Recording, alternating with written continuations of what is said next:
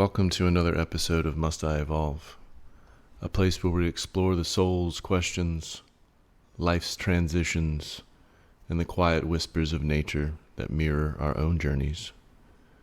Today's episode is a meditation on something maybe we just go through life not looking at, and maybe it's deeply poetic.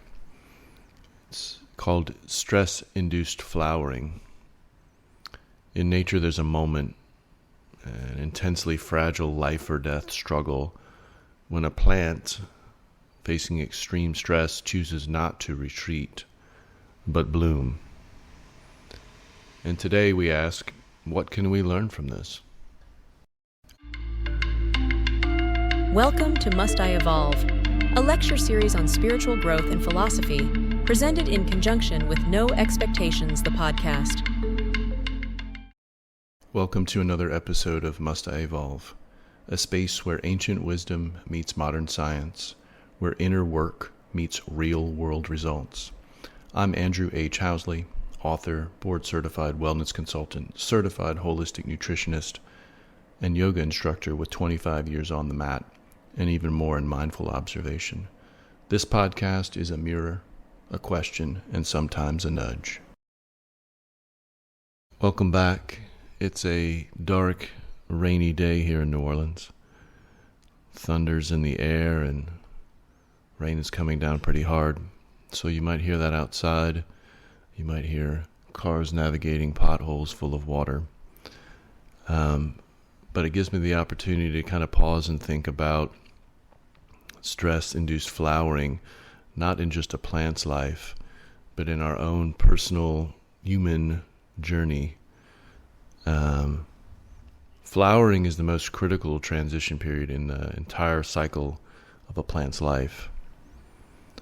It's the moment it fulfills its purpose to create, to express, to reproduce. But there's a beautiful paradox there. This process is highly sensitive to stress. When a plant experiences extreme environmental pressures like drought, temperature shifts, too much carbon dioxide, this sometimes accelerates the flowering process. It's as if a final flourish takes place, a bold act of rushing to the door to finally bloom and show the world what it's all about. In science, we call this stress-induced flowering, a term that sounds clinical but carries immense metaphorical power. The plant, sensing that time is short, chooses to express its essence now. It's nature's version of, I may not last forever, but I'll leave beauty behind. So you may be asking, flowering is one thing for a plant, but how is that applicable to the human experience? So take a moment and pause, close your eyes if you can, and ask yourself, when have you bloomed under pressure? It might have been after a heartbreak, in the middle of a cycle of burnout from work or family stress, or while grieving a loss that broke something open inside of you. So stress-induced flowering is not just a botanical term. We can use it as a spiritual metaphor, because humans too have an ancient capacity to bloom in crisis.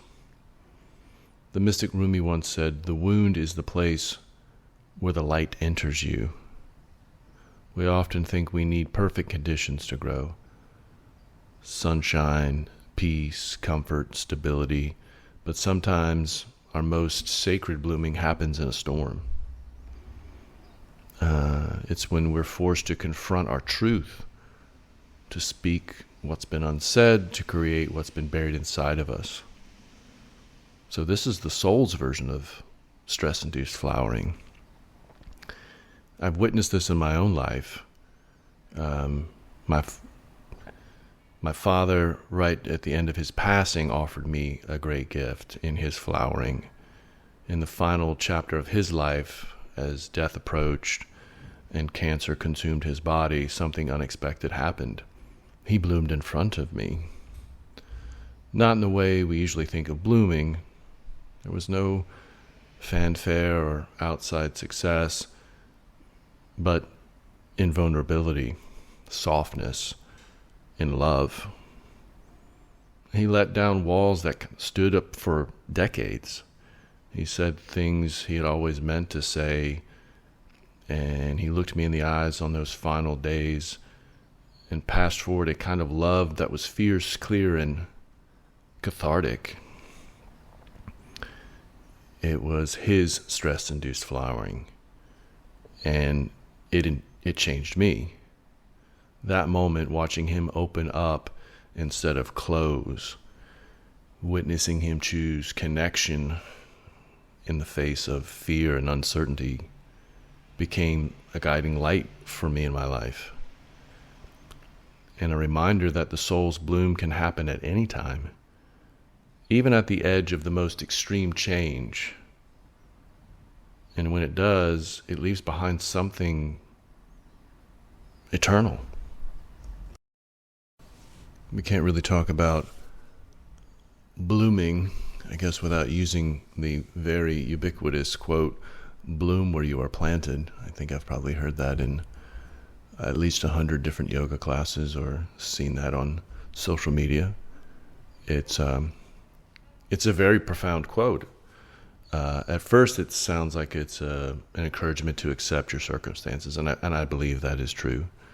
But when we look at it a little closer through the lens of stress-induced flowering, it becomes something more radical. It's not just about acceptance. It's about activation. No matter how rocky the soil or parched the earth is, you bloom anyway. You let your soul rise, not when things are perfect, but especially when they're not. Blooming where you're planted doesn't mean ignoring the stress. It means, bringing it in, understanding it, letting it be a force to begin change. And there's something beautiful. When we activate ourselves in difficult conditions, we don't just survive. We start to maybe find our true purpose. We develop awareness. We wake up spiritually. Because stress oftentimes reveals what matters. Pressure strips away the superficial. And in that raw, honest space, we meet the core of who we are. And sometimes it takes disruption to hear the quiet call that's been inside us all along. Stress, when met with presence and courage, becomes not an obstacle, not a wall, but a doorway to our fullest expression. And it's in that blooming, that clumsy, messy, bold, imperfect thing, we often find that we find what we're here to do, who we're meant to be, and how we're meant to serve our purpose.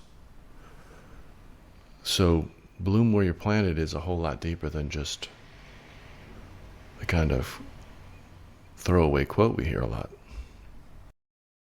So blooming and being a plant and a flower, this all sounds pretty simple, right? So how do we put this into action in our daily lives? How do we mirror plant wisdom? I think there's a few things we can do. We can, number one, observe the stress. When life feels heavy and chaotic, pause. Don't rush to fix it. Sit with it. Maybe ask, what is this trying to grow in me? What truth wants to rise now? Number two is choose one expression. Pick one thing you've been holding back. A story, a feeling, a piece of art, a decision, and share it. Not in spite of the pressure, but because of it. let it be your flower. Number 3, create a ritual of blooming. Make space for your soul to speak, even in difficulty. Light a candle, wear something vibrant, dance, meditate, write. Symbolize your bloom, even if it's small. And remember, the plant doesn't bloom because things are easy. It blooms because it must. So to wrap up this episode of Must I Evolve, I'll ask a question. What if your most beautiful work, your most honest words, your deepest presence comes not after the storm, but right in the middle of it? The lotus blooms in the mud, the wildflowers crack through concrete, and sometimes our soul opens under pressure. You were never meant to wait for the perfect conditions. You were born to bloom where you are planted. So when stress knocks, which it inevitably will, when life shifts, when uncertainty floods in, don't shrink. Open, bloom, become, and see what happens. Thanks for joining me today. If this episode sparks something inside of you, please feel free to share it.